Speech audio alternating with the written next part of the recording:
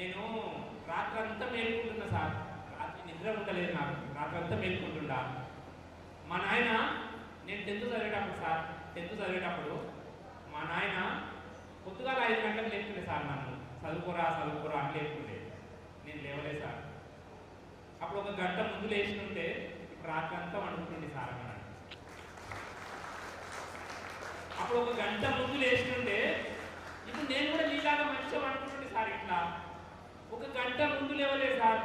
మా నాయన లేపితే కూడా లేవలేదు అని అన్నాడట. సార్ నాకు ఇప్పుడు చదవాలని ఉంది సార్, నా వల్ల ఎట్లా సార్, నేను చదవలేదు, ఏజ్ అయిపోయింది.